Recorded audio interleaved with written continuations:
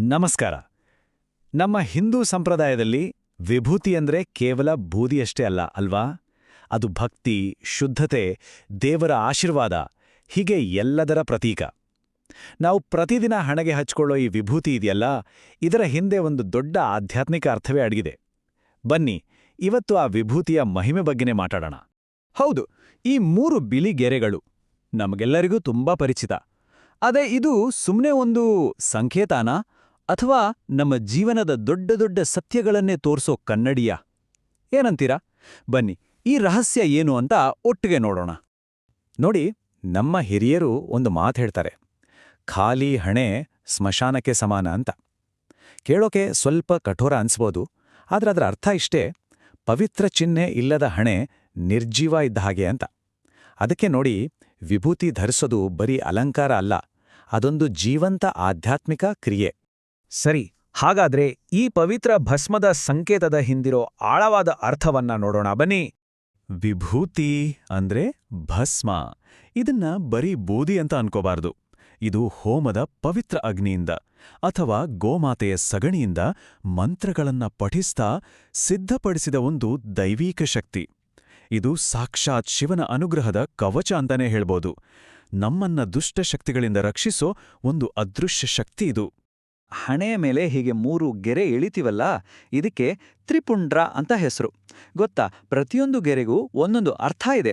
ಮೊದಲನೇ ಗೆರೆ ನಮ್ಮ ಅಹಂಕಾರವನ್ನ ತೆಗೆದುಹಾಕುತ್ತೆ, 2ನೇ ಗೆರೆ ನಮ್ಮ ಅಜ್ಞಾನವನ್ನ ದೂರ ಮಾಡುತ್ತೆ, ಇನ್ನು 3ನೇ ಗೆರೆ ನಮ್ಮ ಪಾಪಕರ್ಮಗಳನ್ನ ಸುಟ್ಟು ಹಾಕತ್ತೆ ಅಂತ ನಂಬಿಕೆ.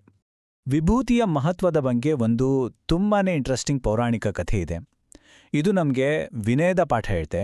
ಅಷ್ಟೇ ಅಲ್ಲ, ಈ ಜೀವನ ಎಷ್ಟು ಅಶಾಶ್ವತ ಅನ್ನೋದನ್ನ ಮನಸ್ಸಿಗೆ ನಾಟೋ ಹಾಗೆ ವಿವರಿಸುತ್ತೆ.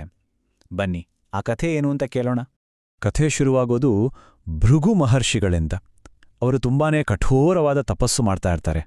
ಆಗ ಒಂದು ದಿನ ಆಕಸ್ಮಿಕವಾಗಿ ಅವರ ಬೆರಳಿಗೆ ಗಾಯ ಆಗತ್ತೆ. ಆದ್ರೆ ನೋಡಿ, ರಕ್ತ ಬರೋ ಬದಲು ಮರದ ಕಾಂಡದಿಂದ ರಸ ಹರಿತಲ್ಲ, ಆ ರೀತಿ ಒಂದು ದಿವ್ಯ ರಸ ಹರಿಯೋಕ್ ಶುರುವಾಗತ್ತೆ. ಇದನ್ನು ನೋಡಿದ ತಕ್ಷಣ ಭೃಗು ಮಹರ್ಷಿಗಳಿಗೆ ಆಹಾ, ನನ್ನ ತಪಸ್ಸಿನ ಫಲದಿಂದ ನನ್ನ ದೇಹವೇ ಪವಿತ್ರವಾಗಿದೆ ಅಂತ ಒಂಥರ ಹೆಮ್ಮೆ, ಅಹಂಕಾರ ಬಂದ್ಬಿಡುತ್ತೆ. ಭೃಗು ಮಹರ್ಷಿಗಳ ಈ ಅಹಂಕಾರವನ್ನ ಮುರಿಯೋಕೆ ಸಾಕ್ಷಾತ್ ಪರಮಶಿವನೇ ಒಬ್ಬ ವೃದ್ಧನ ರೂಪದಲ್ಲಿ ಅಲ್ಲಿಗೆ ಬರ್ತಾನೆ. ಬಂದು ತನ್ನ ಬೆರಳನ್ನ ಕತ್ತರಿಸ್ಕೊಳ್ತಾನೆ. ಆಗ ಏನಾಗುತ್ತೆ ಗೊತ್ತಾ? ಅಲ್ಲಿಂದ ರಕ್ತ ಬರೋಲ್ಲ, ಬದಲಿಗೆ ಪವಿತ್ರವಾದ ಭಸ್ಮ ಅಂದ್ರೆ ವಿಭೂತಿ ಧಾರಾಕಾರವಾಗಿ ಹರಿಯುತ್ತೆ. ಆಗ ಶಿವ ಹೇಳ್ತಾನೆ, ಒಂದು ಮರವನ್ನ ಕತ್ತರಿಸಿ ಸುಟ್ರೆ ಅದು ಬೂದಿ ಆಗುತ್ತೆ ಅಷ್ಟೇ, ಅದರಲ್ಲೂ ಖುಷಿ ಪಡೋದೇನಿದೆ ಅಂತ. ನೋಡಿ, ಈ ಒಂದು ಮಾತು ಇಡೀ ಜೀವನದ ಸಾರಾಂಶವನ್ನೇ ಹೇಳ್ಬಿಡುತ್ತೆ. ಈ ಭೌತಿಕ ಜಗತ್ತು ಎಷ್ಟು ನಶ್ವರ ಅನ್ನೋದನ್ನ ಕಣ್ಣಿಗೆ ಕಟ್ಟಿದ ಹಾಗೆ ತೋರಿಸುತ್ತೆ. ವೃದ್ಧನ ರೂಪದಲ್ಲಿ ಬಂದಿರೋದು ಬೇರೆ ಯಾರೂ ಅಲ್ಲ, ಸಾಕ್ಷಾತ್ ಶಿವನೇ ಅಂತ ಗೊತ್ತಾದ ತಕ್ಷಣ ಭೃಗು ಮಹರ್ಷಿಗಳು ತಮ್ಮ ಅಹಂಕಾರವನ್ನೆಲ್ಲ ಬಿಟ್ಟುಬಿಡ್ತಾರೆ. ಅಂದಿನಿಂದ ಈ ಭಸ್ಮ ಶಿವನ ಪವಿತ್ರ ಅಂಶ ಅಂತಾನೆ ಪರಿಗಣಿಸಲ್ಪಟ್ಟಿದೆ. ಸರಿ, ಈ ಕಥೆ ಆಯಿತು. ಈಗ ಈ ಪವಿತ್ರ ಭಸ್ಮವನ್ನ ಹೇಗೆಲ್ಲ ತಯಾರಿಸ್ತಾರೆ, ಅದರಲ್ಲಿ ಪ್ರಕಾರಗಳಿವೆಯಾ ಅಂತ ನೋಡೋಣ ಬನ್ನಿ. ವಿಭೂತಿ ತಯಾರಿಸೋದ್ರಲ್ಲಿ ಮುಖ್ಯವಾಗಿ 2 ರೀತಿ ಇದೆ. ಗೃಹಸ್ಥರು ಅಂದ್ರೆ ಸಂಸಾರದಲ್ಲಿರೋರು ಪವಿತ್ರ ಹೋಮದ ಅಗ್ನಿಯಿಂದ ಅಥವಾ ದೇಶಿ ಹಸುಗಳ ಸಗಣಿಯಿಂದ ತಯಾರಾದ ವಿಭೂತಿಯನ್ನು ಬಳಸ್ತಾರೆ. ಆದರೆ ಯೋಗಿಗಳು, ಸನ್ಯಾಸಿಗಳು ಇದಾರಲ್ಲ, ಅವರು ಜೀವನದ ಅಂತಿಮ ಸತ್ಯವನ್ನ ಸಂಕೇತಿಸೋ ಶ್ಮಶಾನದ ಭಸ್ಮವನ್ನೇ ಧರಿಸ್ತಾರೆ. ಈ ಯೋಗಿ ಸಂಪ್ರದಾಯಕ್ಕೆ ಒಂದು ಅದ್ಭುತವಾದ ಉದಾಹರಣೆ ಅಂದ್ರೆ ಉಜ್ಜಯಿನಿಯ ಮಹಾಕಾಳೇಶ್ವರ ದೇವಸ್ಥಾನ. ಅಲ್ಲಿ ಪ್ರತಿದಿನ ನಡೆಯೋ ಭಸ್ಮ ಆರತಿಯಂತೂ ಜಗತ್ಪ್ರಸಿದ್ಧ. ಅಲ್ಲಿ ಮಹಾಕಾಳನಿಗೆ ತಾಜಾ ಚಿತಾಭಸ್ಮದಿಂದಲೇ ಅಭಿಷೇಕ ಮಾಡಲಾಗುತ್ತೆ. ಇದು ಜೀವನದ ಅಂತಿಮ ಸತ್ಯಕ್ಕೆ ಸಲ್ಲಿಸೋ ಒಂದು ದೊಡ್ಡ ಗೌರವ. ಹಾಗಾದ್ರೆ ವಿಭೂತಿ ಹಚ್ಕೊಳ್ಳೋದರ ಹಿಂದೆ ಬರೀ ಆಧ್ಯಾತ್ಮಿಕ ಕಾರಣಗಳೇನಾ ಅಥವಾ ಏನಾದರೂ ವೈಜ್ಞಾನಿಕ ಹಿನ್ನೆಲೆಯೂ ಇದೆಯಾ? ಬನ್ನಿ, ಇದರ ಬಗ್ಗೆನೂ ಸ್ವಲ್ಪ ತಿಳ್ಕೊಳ್ಳೋಣ. ಸಾಮಾನ್ಯವಾಗಿ ವಿಭೂತಿಯನ್ನ ದೇಹದ ಕೆಲವು ಪ್ರಮುಖ ಶಕ್ತಿ ಕೇಂದ್ರಗಳ ಮೇಲೆ ಹಚ್ತಾರೆ.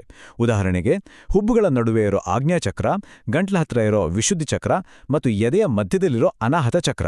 ಹೀಗೆ ಮಾಡೋದ್ರಿಂದ ನಮ್ಮೊಳಗಿನ ದೈವಿಕ ಶಕ್ತಿ ಜಾಗೃತವಾಗಿ ನಾವು ಆಧ್ಯಾತ್ಮಿಕವಾಗಿ ಹೆಚ್ಚು ಗ್ರಹಣಶೀಲರಾಗ್ತೀವಿ ಅನ್ನೋ ನಂಬಿಕೆ ಇದೆ. ವಿಭೂತಿಯಿಂದಾಗೋ ಪ್ರಯೋಜನಗಳನ್ನ ನಾವು 2 ರೀತಿ ನೋಡಬಹುದು. ಆಧ್ಯಾತ್ಮಿಕವಾಗಿ ಹೇಳೋದಾದ್ರೆ, ಇದು ಜೀವನ ಶಾಶ್ವತ ಅಲ್ಲ ಅಂತ ಸದಾ ನೆನ್ಪಿಸುತ್ತೆ, ಜೊತೆಗೆ ನೆಗೆಟಿವ್ ಎನರ್ಜಿಯಿಂದ ನಮ್ಮನ್ನ ಕಾಪಾಡುತ್ತೆ. ಇನ್ನೊಂದೆಡೆ ವೈಜ್ಞಾನಿಕವಾಗಿ ಅಥವಾ ಸಾಂಪ್ರದಾಯಿಕವಾಗಿ ನೋಡಿದ್ರೆ ಆಜ್ಞಾಚಕ್ರದಲ್ಲಿರೋ ನರಗಳನ್ನ ತಂಪಾಗ್ಸಿ ದೇಹದ ಉಷ್ಣತೆಯನ್ನ ನಿಯಂತ್ರಿಸಿ ಮಾನಸಿಕ ಶಾಂತಿಯನ್ನ ಕೊಡುತ್ತೆ ಅಂತಾನೂ ಹೇಳ್ತಾರೆ. ಹಾಗಾದ್ರೆ ಇಷ್ಟೆಲ್ಲ ಅರ್ಥ ಇರೋ ಈ ಪ್ರಾಚೀನ ಆಚರಣೆಯ ಶಾಶ್ವತ ಸಂದೇಶವಾದ್ರೂ ಏನು? ವಿಭೂತಿಯ ಅಂತಿಮ ಸಂದೇಶ ತುಂಬಾ ಸರಳ ಆದರೆ ಬಹಳ ಆಳವಾದ್ದು. ಈ ಜಗತ್ನಲ್ಲಿ ಇರೋ ಪ್ರತಿಯೊಂದು, ನಮ್ಮ ಸಂಪತ್ತು, ನಮ್ಮ ಅಹಂಕಾರ, ಕೊನೆಗೆ ನಮ್ಮ ಈ ದೇಹ ಕೂಡ ಒಂದು ದಿನ ಬೂದಿ ಆಗ್ಲೇಬೇಕು. ಈ ಸತ್ಯವನ್ನ ಪ್ರತಿದಿನ ನೆನಪಿಸ್ತಾ ವಿಭೂತಿ ನಮ್ಮನ್ನ ವಿನಮ್ರರನ್ನಾಗಿ ಮಾಡುತ್ತೆ. ಆದರೆ ಇಲ್ಲೊಂದು ಎಚ್ಚರಿಕೆಯ ಮಾತು ಕೂಡ ಇದೆ. ಇವತ್ತಿನ ದಿನಗಳಲ್ಲಿ ಮಾರುಕಟ್ಟೆಯಲ್ಲಿ ಸಿಗೋ ಎಷ್ಟೋ ವಿಭೂತಿಗಳಲ್ಲಿ ಬಿಳಿ ಕಲ್ಲಿನ ಪುಡಿ ಅಥವಾ ಬೇರೆ ಕೆಮಿಕಲ್ಸ್ ಕಲಬೆರಕೆ ಆಗಿರೋ ಸಾಧ್ಯತೆ ಇರುತ್ತೆ. ಇದರಿಂದ ಚರ್ಮಕ್ಕೆ ಅಲರ್ಜಿ ಆಗ್ಬೋದು. ಅದಕ್ಕೆ ಸಾಧ್ಯವಾದಷ್ಟು ಸಾಂಪ್ರದಾಯಿಕವಾಗಿ ಶುದ್ಧವಾಗಿ ತಯಾರಿಸಿದ ವಿಭೂತಿಯನ್ನೇ ಬಳಸೋದು ಒಳ್ಳೆಯದು. ಹಾಗಾದ್ರೆ ವಿಭೂತಿಯಿಂದ ನಾವು ಕಲಿಯಬೇಕಾದ ನಿಜವಾದ ಪಾಠ ಏನು?